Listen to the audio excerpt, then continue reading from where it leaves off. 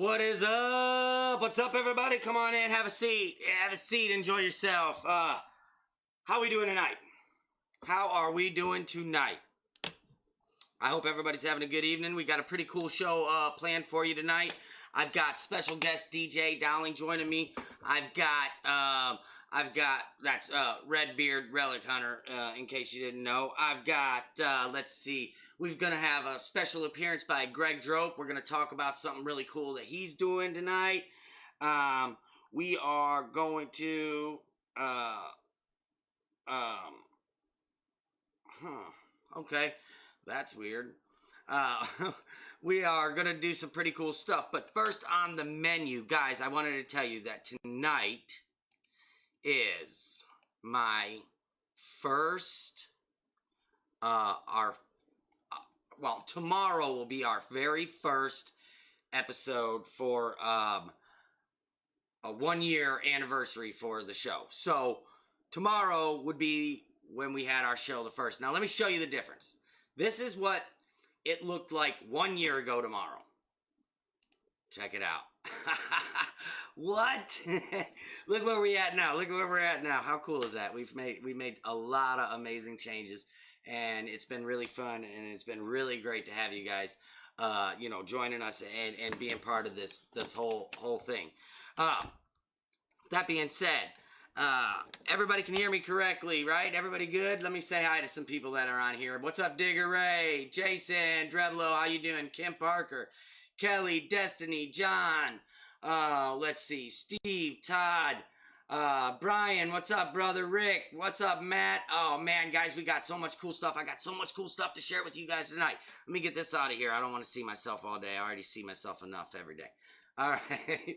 All right, so, what's up, everybody? I'm glad you're on. I just wanted to say hey to a few people that I've seen. Roger, what's going on? Marty, Charles, Lori, Abraham, I don't know if I said that right. Patrick, Scott, what's going on? Hope everybody's doing good.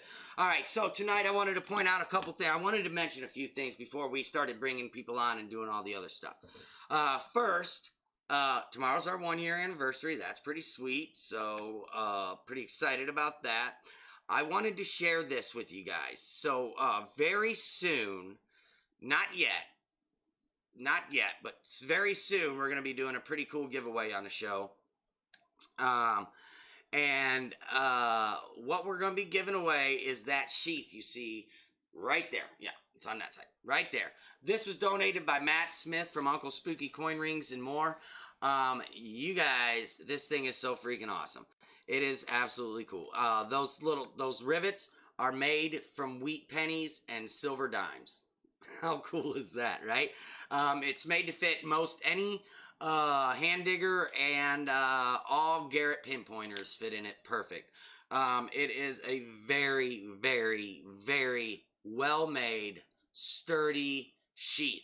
And when I'm talking about sturdy, I'm telling you, this thing is made to last you forever. It will last you forever. There is he made me one to test out when he was making them, and I'm going to tell you right now, I will never have to buy another sheath ever.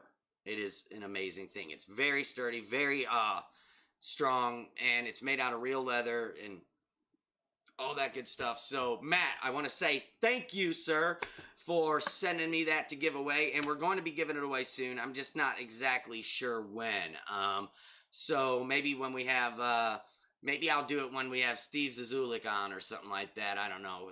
That's coming up in November anyway. But I just wanted to say thank you. I wanted to show you guys that because that's going to be pretty sweet. Another thing, let me get that out of here. So another thing I wanted to bring up is let's see here. Hold on, I'm going to put this in here. So I'm going to pop off. All right, so Macro just announced that they came out with a new detector. Well, they announced actually a few detectors over at Detectival.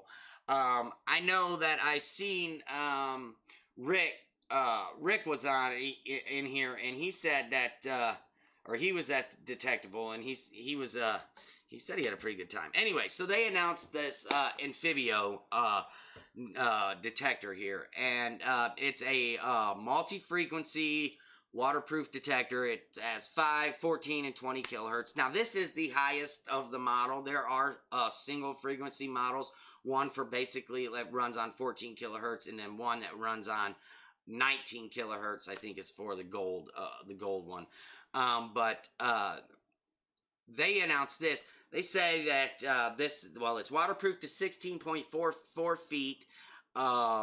It says that they changed the menu so it looks a lot better and it's easier to use, and the functions aren't so confusing. Which I have a cruiser, and if you don't read your manual, you will be confused. So I actually think that, and I've got to say, it's an absolute beautiful metal detector. No doubt in my mind. I mean, that thing is just one pretty metal detector. It's just sleek. It's got nice cuts, and it's just a good looking machine. So, that being said, I don't know how well they run. I haven't run them. I've seen some videos. I've seen one video of this machine, and it was actually put up against the Knox, and it was actually in air test. It was pulling an inch and a half deeper targets than the Knox, and they were both being run wide open. So pretty cool, if you ask me. That being said, they run $8.99 for that top model right there. Obviously, you can contact me and we can talk about a better deal if you were interested. That being said, okay, so tonight I also wanted to bring on Greg Drope, because Greg is doing this really cool thing. And hold on, let me see here. Where's this stuff at? Yeah, man. Here we go. So Greg's doing some pretty cool stuff, and I have to bring him on because I wanted to share it with you guys. And if I'm looking at my screen, I apologize. I have to do that sometimes. So, all right, Greg, I got you. So Greg, raise up a little bit. You're kind of below your name there, and how's that? That is better. Yes. So Greg, I gotta talk to you. So what inspired you to make you want to do this? What is it? Webiseries, webisode? What is it? What inspired you for this? We're going to be putting together like a more refined type of YouTube show. It actually all came about from a new coworker of mine. He was just happened to be in the room, and I was, nerding out about metal detecting or whatever. And he's like, "Oh, that'd be interesting." And he does some design and web videos and stuff on the side. And he came up with the idea, let's do a more refined video. Like, when you watch Dr. Tones or something like that, it's just next level. Okay, we got to say something about that real quick, though. Come on. That dude makes beautiful videos. Yeah, it's cinematic and everything. And I mean, ours aren't going to be on that quality probably, but, we're laying it out. I got a couple local historians on the team. I got a couple backup detectorists ready to go. So it's going to be a neat adventure. We've already filmed episode 1. When are you dropping that? Guys, I've seen some of the behind scene footage and stuff. It is going to be really sweet. Greg, it's really going to be sweet, man. I'm really excited about it. When do you know when you're going to be dropping the first episode yet? We're hoping like mid-October. It's just it's one of those things we work on kind of after work and whatnot. Mm-hmm. Yeah, it's a fun project. I know we have a couple more locations queued up, ready to film hopefully before it snows, because it is Canada, right? Right. Yeah. You guys, I already seen pictures of snow in Canada. So I was thinking about that last night. I was like, oh man, that's getting pretty nasty up there already. So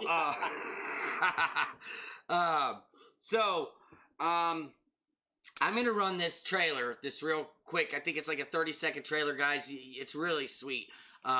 You guys are going to like it. So I'm going to run it, Greg. You did a really great job on this. Stick around. I want to talk to you for a second when we come back. Alrighty.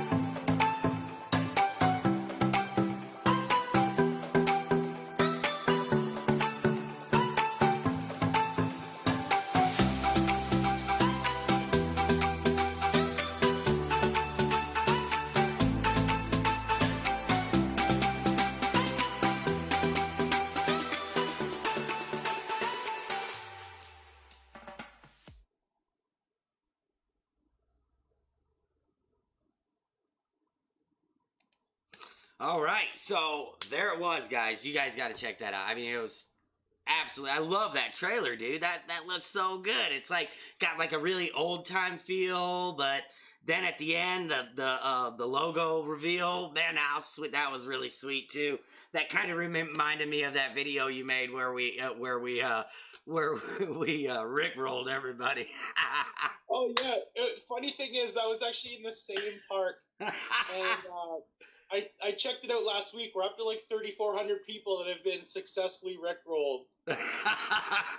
That's killer, man. Actually, it's really terrible. We should have never done it, but I thought it was a great idea, and it was pretty fun, pretty fun to do. So, that being said, I just want to say thanks for hopping on and discussing that with us, guys. Diggin Drope on YouTube. His YouTube channel's right above him on the screen. Diggin Drope, go check it out. That's where he's gonna be dropping this all, and it's gonna be pretty cool. So that's pretty exciting. Greg, thanks for hopping on, brother, and we will talk to you later, bro. Right on. Well, thanks for having me on, man. Congrats on the 1 year. Oh yeah, thanks, man. Say hi to Redbeard. I will. Hey, just pop on and you can watch there once you get off here. All right, brother. Buddy. See ya. Catch you later. All right, so that was pretty cool. Greg's pretty awesome guy. He's got some pretty cool stuff in the pipeline, and that trailer's pretty sweet. So, just want to thank him for popping on. Now we got DJ out here somewhere. I'm hoping he's on here. I'm going to give him a call because I don't know if he's where he's at, but we're going to just give him a call. Give me a second. Bear with me. I'm calling him in right now. Once he pops on, we'll be ready to go.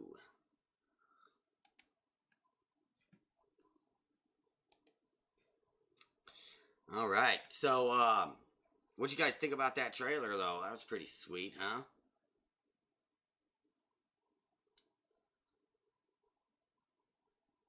DJ, you on there? There you are. Buddy. Hey, brother. How are you doing? Doing good. What's up? I'm good. Give me 1 sec. I'm getting your group here. I'm getting you popped on my screen, all right? I had some other stuff going, and now I got to get you on here. You been doing all right, though? Hey, man, I appreciate you hopping on and joining us. Of course, buddy. Yeah, so, we're going to talk about, what you got going on. We just had Greg on, and you seen that trailer, huh? That he has? Yeah, you know what? I saw the trailer. I'm friends with Greg, so I got to see the trailer before he kind of released it to the public and stuff, and he did a beautiful job on it. But I love the way I was just watching, and I love the way he's like, I'm going to be all sophisticated, this and that. I'm sitting here throwing bugs at my buddy Dan on my video. Wow. No, I know, man, I know.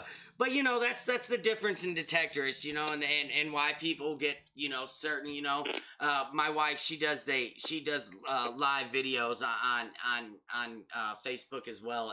And one of the things that she's always said is your vibe attracts your tribe. So it's kind of like that, the people that you are, that are going to watch your videos are kind of people who share the same values and stuff as you know what I'm saying?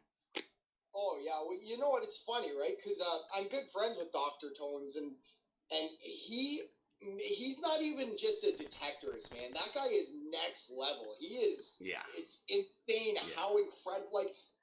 That guy's History Channel. You know what I mean? Yeah, 100%. One of the most gifted filmmakers around. Not even detectorists, filmmakers.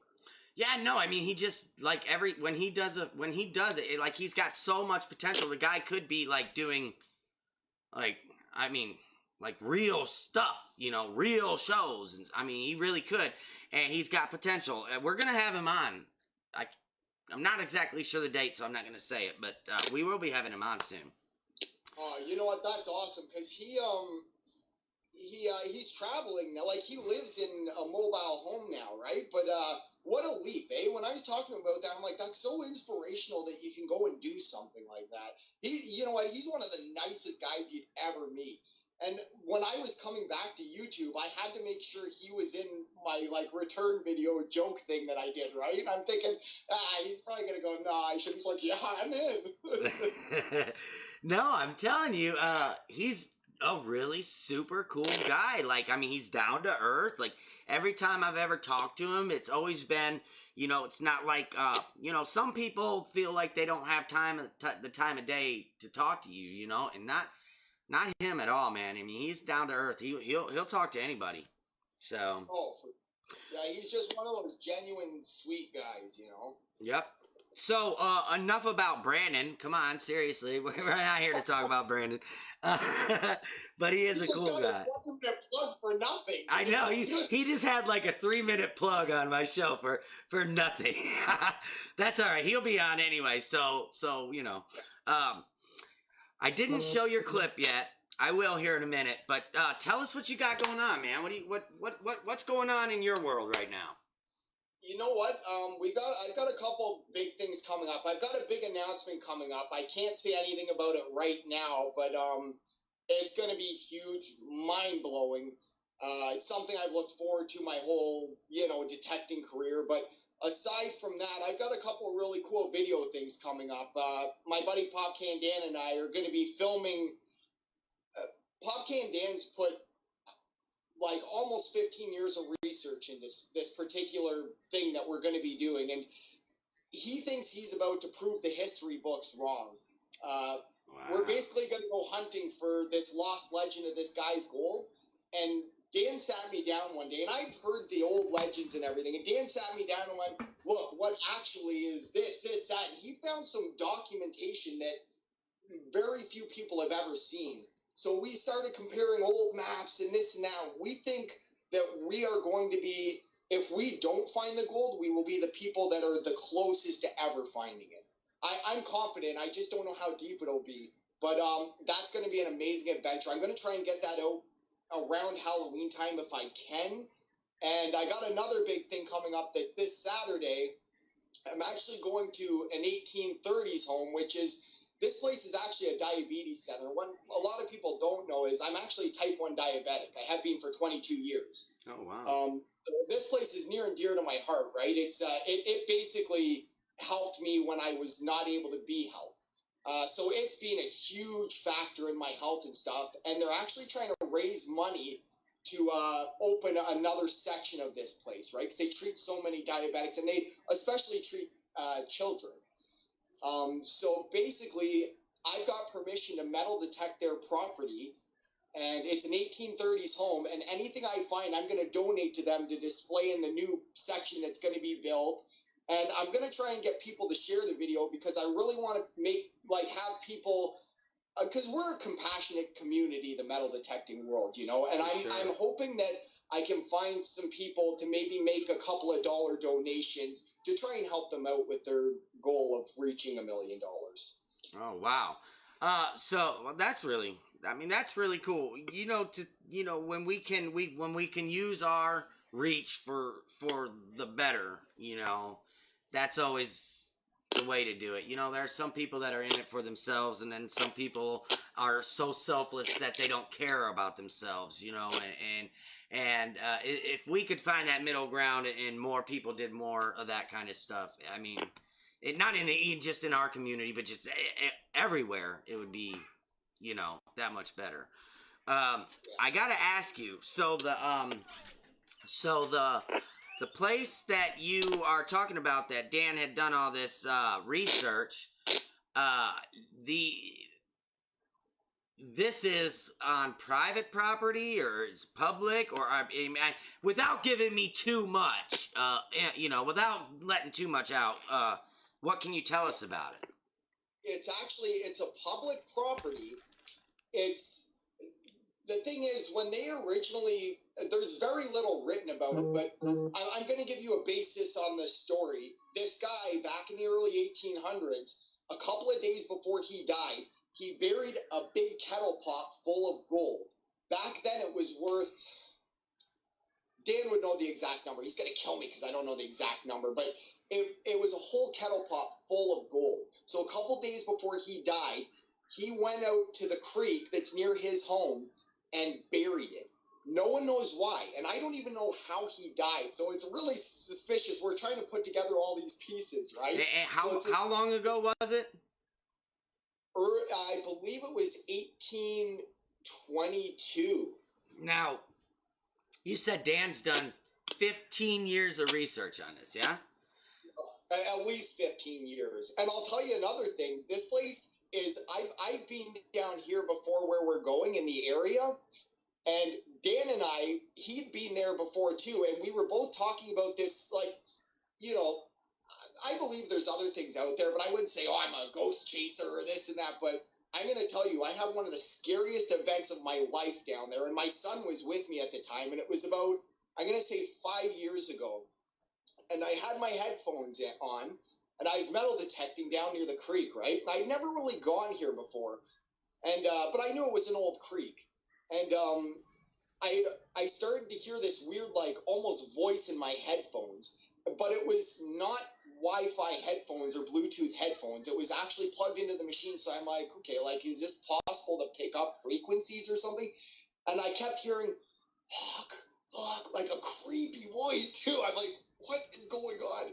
And eventually, I know there's people that are shady that hang out down at the creek and do drugs or whatever, right? So I keep popping my headphones off. I'm thinking it's, you know, someone doing drugs in the bushes or something. So I got my shovel ready to pop them in the head if I can. So and no word of a lie, after like a few minutes, and you know how you get like an uneasy feeling and the hair on the back of your neck standing up, and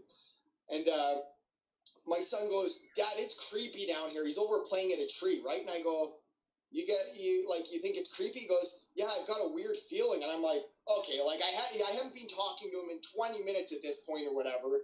And in my headphones, right after he says that, I hear, Jago! And I almost pooped my pants, man. No word of a lie. I threw my headphones off. I spun around with my shovel. I'm like, what's going on here? And so I call him over. I go, Logan, get over here now. He comes running over to me. He's going, what's wrong? What's wrong? And the tree that he was, like a tree that was just over from him, which is a weird looking old tree, our attention gets drawn over there because we hear something, right? And 4 or 5 branches just go snap, snap, nothing. No. We're out of here. I grab my machine. I grab him like with the other hand. He's like 10 years old. I'm trying to drag him. I'm hustling out of there. And he actually had a similar experience. And I was telling him the story. He goes, was this down at so-and-so creek? And I go, yeah. He goes, oh my God, you'll never guess what happened to me down. And it was not far off what happened to me. All right, my question is, what is in the Canadian water? That's what I want to know. Like, seriously, come on now. No, I'm joking. Hey, man, I'm not one to judge one way or the other. You know, I mean, I have my own thoughts on that thing, that kind of thing.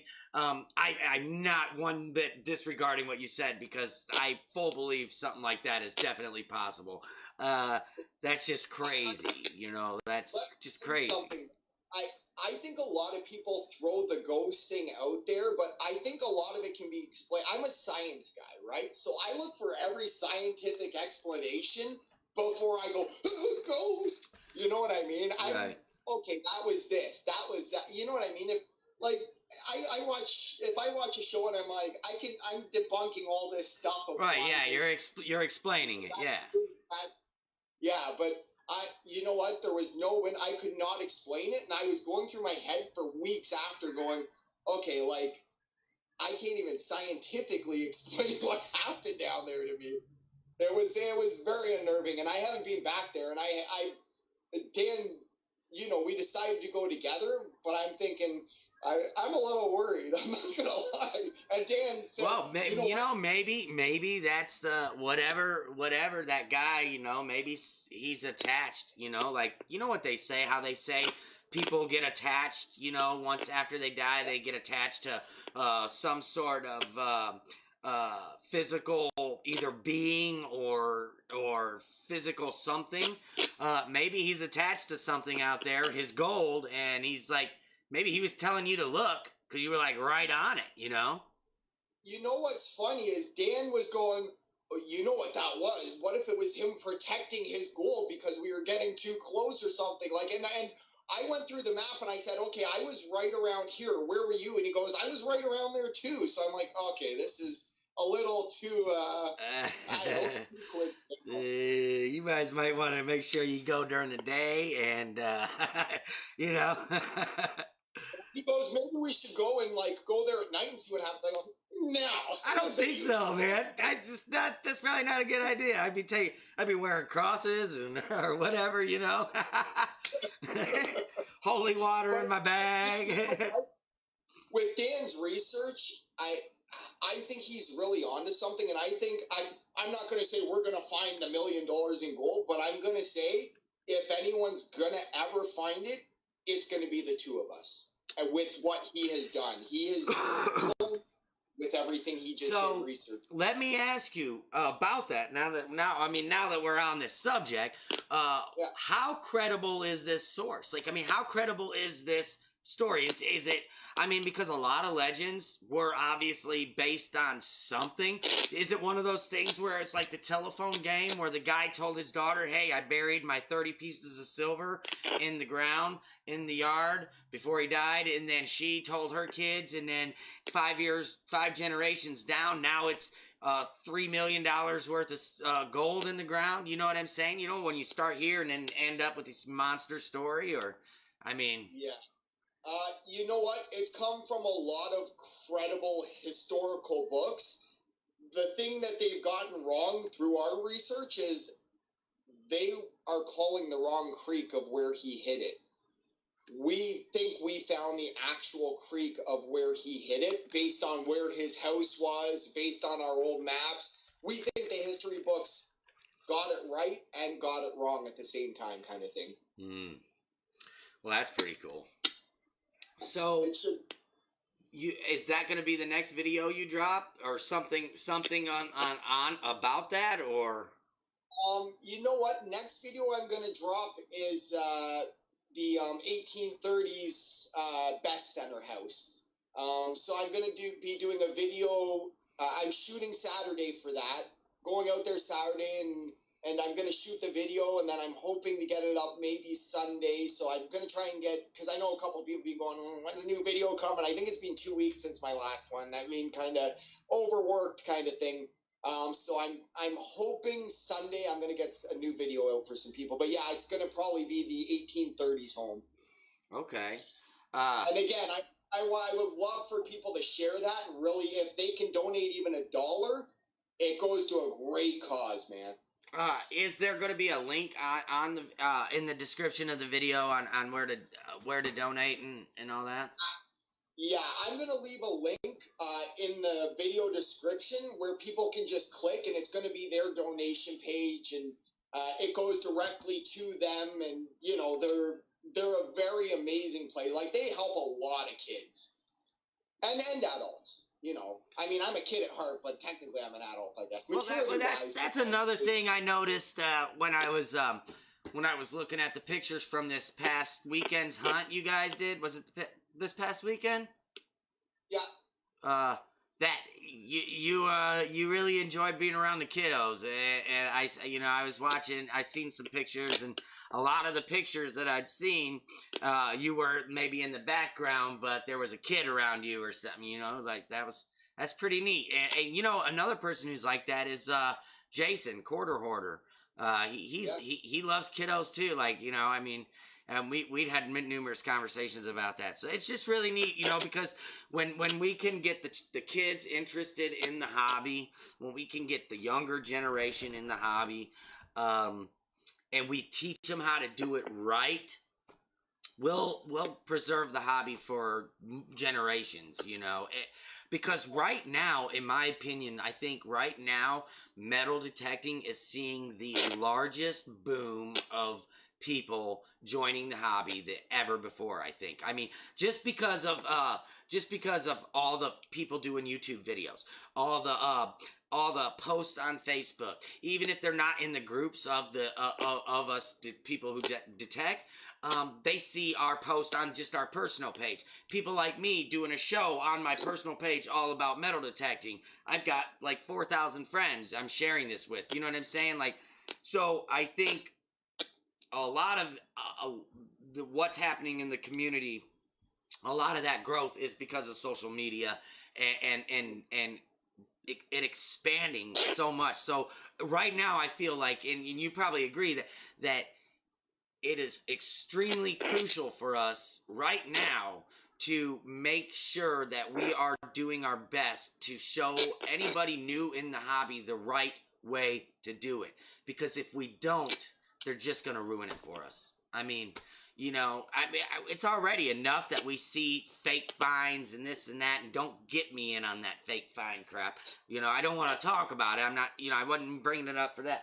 But it's just, there's already enough stuff that downgrade the integrity of the hobby that we've got to, right now when it is growing so much that we've got to. It's our duty to teach these guys how to do it right, Oh, absolutely. Yeah. You know what? Any event I go to, I'm lucky to go to a few events, and any event I go to, I'm not a seated hunt kind of guy, right? But I guess, I was invited as a guest of honor to the weekend hunt for the Thames Valley Metal Detecting Club held by Forest City, and I don't even hunt in those usually, or if I do, I went to the Radio World one a while ago, and it was there was like 200 people there, right? And you know what I did? I grabbed my machine, I started plucking out coins that everyone was missing, and I was throwing them down in front of this kid. Like, check here, check. I tell you what, and the kids are the future, and if we want detecting to be, a legitimate thing and have it carry on for years and years, we have to keep kids interested. And I love nothing more than helping a kid find something, or I was out there with my pinpointer, just engaging with the kids, and they're like, oh, I see you on YouTube or whatever, like I got this little guy I talked to, Lucky Evan. I got his sticker here, but right. Great kid, has a speech problem, right? Yeah. But I tell you what, he sent me a video, and I asked his mom if it was okay if I shared the video, because he sent this video, and I even put it in one of my YouTube videos, I think. And, he's like, oh, Redbeard, you're my favorite YouTuber, this and that.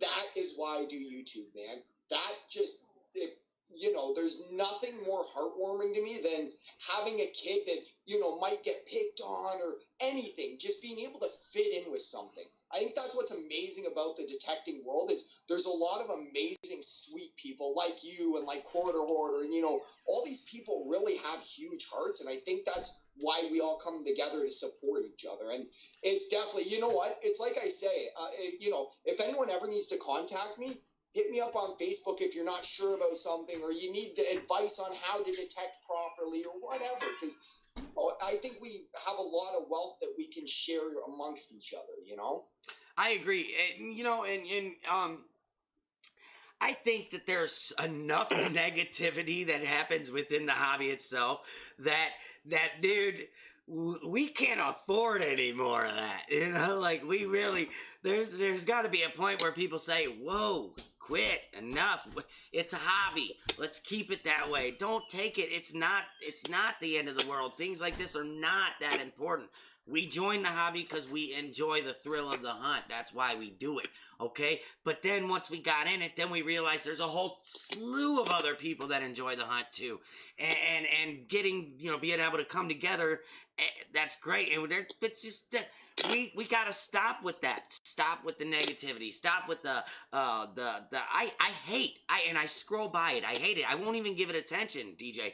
I hate when I'm on Facebook and I see somebody posting a screenshot of another detector talking crap, and I'm like, why would you do that? Why would you even give them the time of day to put that crap on your feed, to share it with everybody else who don't care? And if they do comment, that's because you're fishing for a comment. I hate it. I don't do it. I wouldn't do it ever, like that kind of stuff drives me crazy, man.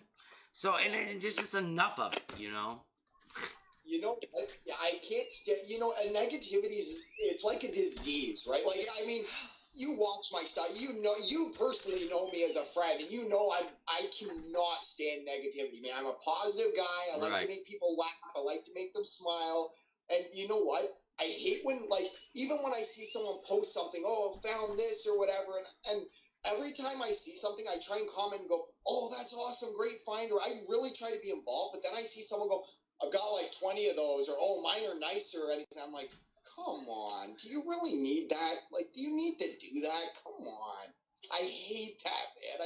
Well, you know, Negativity. and it's a good thing Facebook doesn't have a thumbs down. You know, that's what kills me about YouTube too. Is there's that thumbs down on it, which I don't care if you want to give a video a thumbs down. Doesn't bother me when I get a thumbs down. It doesn't matter. But I wish they did like a thumbs up and tell you who gave you the thumbs down. You know what I'm saying?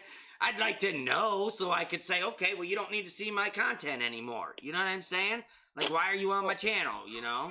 So, if you're going to be negative, don't even come my way.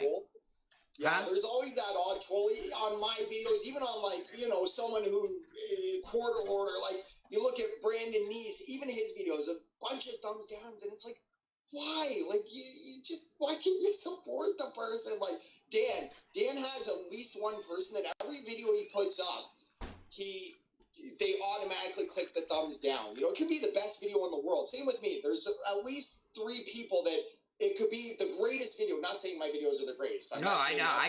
I got them too. Just instant. Nope. But I found out who mine were, and I got them off my channel. So I was thinking, who is on my channel that is giving me thumbs down? You know what I'm saying? That, like, because it would be almost instantly. I'd post a video and I'd get like 3 thumbs down, and I'm like, okay, I got to go through this and see who it is. Oh, I know who it is. Get rid of, block. But that's stupid. I shouldn't have to do that. I shouldn't care. I just, you know, it's one of the things that, like, if you're going to give me a thumbs up and I'm going to be able to see if you gave me a thumbs up, I should be able to see who's giving me a thumbs down. You know? Yeah. That way I can get rid of the negativity. Like you said, the negativity is a disease, and I don't want it in my life, you know, so. Well, I'll be honest with you. I used to, like, when I started doing YouTube, I started back in the day when, like, Quarter Hoarder wasn't too well known, and Relic Recoverist wasn't too well known, and we all kind of, like, supported each other, right? Like, that's how I met Jason, is he started commenting on my videos way back when, and I was commenting on his, and, you know, we were really, it was like a little supportive group, right?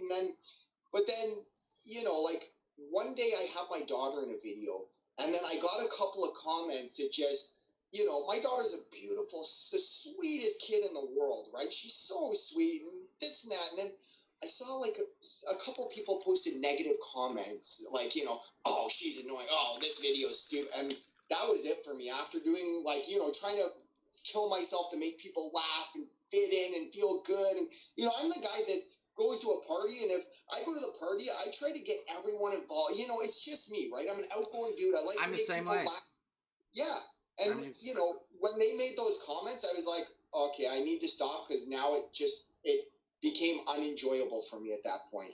I'm luckily, you know, now I just, you know, I just. You just gotta let it roll off your back, man. It's one of those things, you know. It's like people are gonna be, they do it for a few reasons. I don't want to get into all that, but we know why they do that kind of stuff, and it's just probably more than likely they're just unhappy with the way they are or the way things are going for them, and they like to drain anybody else's happiness, and it's sad.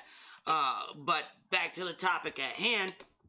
I mean, you know, it is our duty to do that, to bring the community and bring these new guys in and teach them, and partly why we do the shows and why we do the videos, and how important it is to teach people how to cut a good plug, or to, you know, just respect the property of the owners, or just from beginning to end. It's just it's our duty to do that, and when we, like you, are, you know, hanging out with little kids at events and stuff like that, it shows a certain something about your character, you know, and it's something to be respected. So awesome, you know, that's good on you, you know.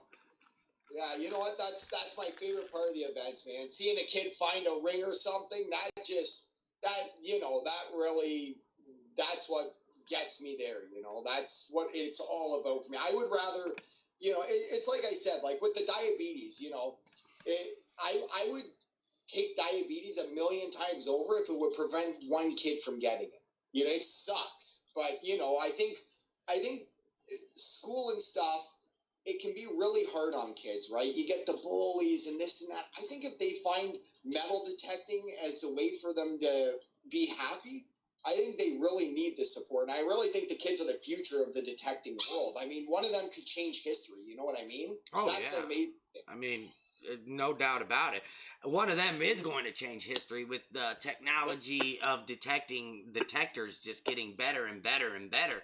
They're gonna be finding stuff that we could have only dreamed of finding. You know what I'm saying? Really? I mean, they're gonna be able to go back. I mean, in Europe, I mean, they're finding really old stuff anyway. But I mean, imagine if they could, like if a Joe Schmo affordable detector could read 2 feet deep, easy. I mean, what would they be coming across over there now? Then, like crazy. So I did want to share. Your show trailer or your YouTube trailer just because I think it's really cool. it's just a really cool trailer, so I just wanted to share it with guys. So I'm gonna roll that clip real quick and then stick around because when we come back, we'll talk a little bit more. But I'm gonna roll that clip here.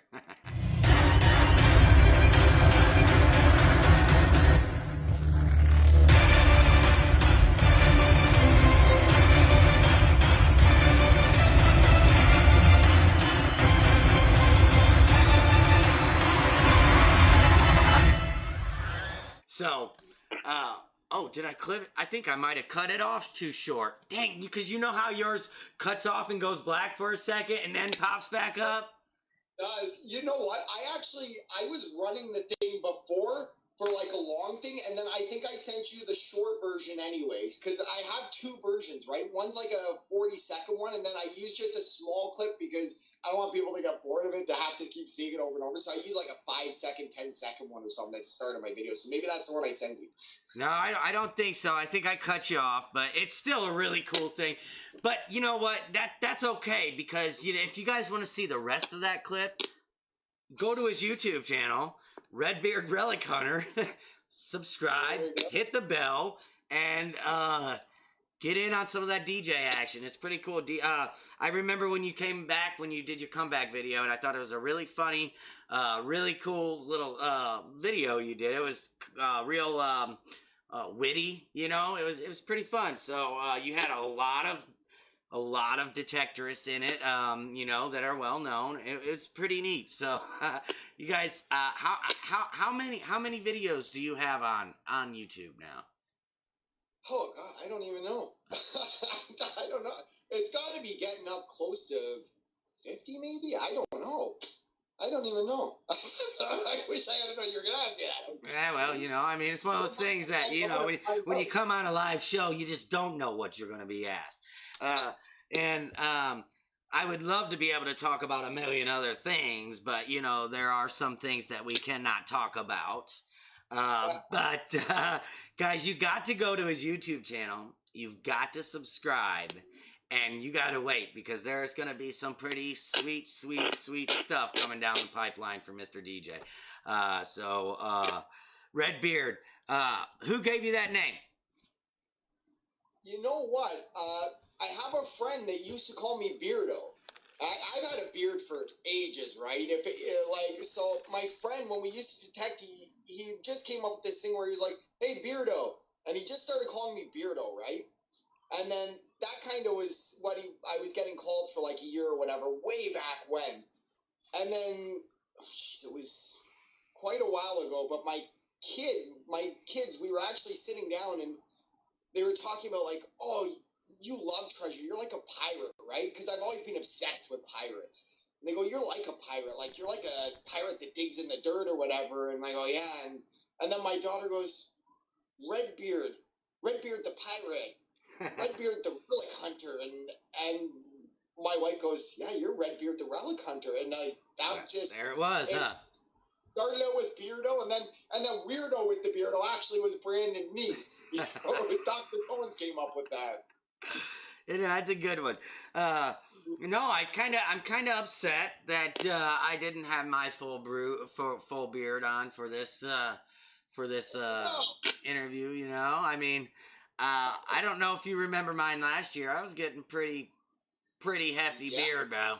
But what's one of those things where it's like, it's about time for a change. I've had this thing long enough, so, but it's starting to get cold. Well, it's not really getting cold here yet, but it will be, and that's when the beard comes back. you know. Well, you know what? I grew my beard fairly big a while ago, and then you know what happens though in winter? When I wear a winter jacket, I zip it up. My beard gets caught in it like that, and I go rip. Oh god, dude! So that's why I keep it a little shorter in winter time because I'm scared to get my hair ripped out. I tell you, one of the best feelings in the world. Is outside on a windy day with a full beard. You know, the wind blowing your beard. You just feel like a lion with his mane blowing in the wind. You know, it's so true though. It is a great feeling. It's funny. Lori, Relic Dirty Hands, she did a video of an event we went to, right? A Radio World event and stuff. And we had like this private dinner thing beforehand, right? With like, you know, Gary Drayton was there and Bo Aquachigger was there and like, you know, some other people. And yeah, that was Radio World, right? This past summer or what? It was during the summer, right? Yeah. Yeah, so there was like 200 people, but there was a private dinner the night before for like some select people, right? Right. And so Jack, you know, I come in, Jack's like, hey, Jack Summers, the guy who runs Radio World, I'm really good friends with him, right? Amazing guy, really gives to the detecting community. I walk in there and I'm saying hi to him, and you know, he knows me and my family, and in the video, Don LeClaire, who's Canadian, I think his thing's Canadian metal detecting or something. Anyway, in the video, he looks at Lori, and Lori looks at him with the camera, and he goes, "Oh, his beard really is red. Like it's really that's all I notice is his red beard." I watched the video. I'm like, "Oh, jeez." Oh gosh, people. We seen a few. I was watching that whole event live through various live feeds that were being shared, and that looked like a really good time. Oh, it was awesome, man. Yeah, it's, you know, and you get to hang out with a lot of people that you might not have met before. And then, or, you know, you get even like some of the events I go to, you know, people go, "Oh, Redbeard, can I get a picture with you?" You feel like a celebrity. You're like, I'm just a dude who throws bugs at my friend and digs holes, for God's sakes. But it makes you feel special. And it's like, it's awesome being amongst like all these, you know, awesome people. That's why I love events. There's nothing will be as good as an event to me because I get to see all these awesome people that I, you know, might only get to talk to online once in a while. Well, I know, and that's another great thing too, is that we have these big events that happen, and we all get together, and we all get to watch, you know, eat and hang out and dig or have a brew or whatever it is. We all get to do that, and it's all we may have been talking to these people for months and never once actually met them, and these events are just perfect for that because then you get to actually meet somebody, get their pictures, and you know, have a brew, laugh, cut up, whatever it is, you know. Congratulate them on their wins, or just whatever, and that's like one of the best parts of the hobby, if you ask me. Oh, for sure, man. I love events. Like that last one, the last weekend there, I drove 3 hours to go to that event. I didn't realize how far it was, but I got up at 5 a.m. and drove all the way there, and then, you know, stayed for the event, had lunch with Steve and Aaron, who own Forest City. Right, yeah. They were nice to treat me to lunch after, and, you know, the Thames Valley Club was just great, the people there. So I post my videos on their Facebook group a lot, and they were really like welcoming, right? And you realize how strong the detecting world is, you know, like everyone just, "Hey, how are you?" Like it's just like a big friendship thing, you know, which is awesome. Yeah. So, do you have because it's not coming to me. Do you have a Facebook group or? You know what? I own Relic Hunter Apparel, so I have a Facebook page for that, but I don't even have like a group for people. Have always said, "Oh, open up a Redbeard thing or whatever." I'm like, nah, I don't really need a fan page. I don't, you know what I mean? I just do the YouTube. I don't even think of a guy who has fans. You know what I mean? Well, like, you know, like a lot of like Aquachigger has a group. You know, I mean, pretty much everybody has a, you know, like. I mean, I have a group, but it's not for my stuff. My group's We Dig Missouri, which, you know, it's for, you know, I started a group for people who metal detect in Missouri, you know, and but that's why I was wondering, because I couldn't recall being in a group of yours, so but I didn't even know you had a page. I am the admin for a group called Relic News, which Lori Gagne started, Relic Dirty Hands, and she, you know, she wanted to focus on other things because, you know, she's busy and stuff. She said, hey, I think you'd be great to take it over, and I did, and I was really grateful for that. So I do my best with that. I'm nowhere near her level with running that group. It's a lot of work. It's a lot of work. I try to keep it afloat. I do my best, but she did an incredible job with it. And she did all the hard work. I just basically took over. Right. Well, what'd you say the group was? It's called Relic News. Relic News? Yeah, and I often post when I post my YouTube videos, that's usually the place I post the link first. I try to. So they kind of get a peek before other people sometimes. Oh, nice. Which I like. So I totally forgot, and I guess I just because I've been so busy, I totally forgot to put in some of your finds. So I'm an idiot, and I can't share those with everybody, which I wanted to. But you know, that's how it goes. There's so much I do trying to get the show, like everything lined up, and surprisingly, this big accident that I put together that could totally blow up in my face every week somehow doesn't completely blow up. It just kind of falls apart a little. So, you know, you guys got to bear with me when it comes to that. There's a lot of stuff I'm doing on here. So if I mess up or don't put somebody on the screen real fast or whatever, you know, what can I say? I want to thank you. I want to thank you so much, DJ, for joining us tonight, man. I think that we've covered a lot of important stuff, especially when it comes to these kids joining the hobby, man, and that's a hard one. I mean, that's one that we really got to hit home, and I see you doing it, so I just want to show my respect to you for that, bud. That's, you know. So that being said, I appreciate you joining, brother. And guys, I don't have any music tonight because Zeb is out of town for work, I believe. He had a show today, and then he's got work tonight or out of town, some dinner tonight. So I couldn't have him on. DJ, thank you, sir, for joining us.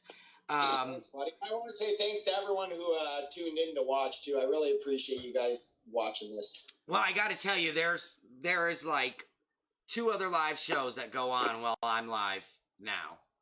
So, you know, they're jumping from my show to this show to that show to this show to my show to that show. So that's just, you know, so they tune into you, they're tuning into somebody else, they're coming back here, they're catching them all. I should just go to commercial break and be like, guys, I'm going on a 15-second commercial. Go on over, come back in 15. We'll see you then. No, I'm just kidding.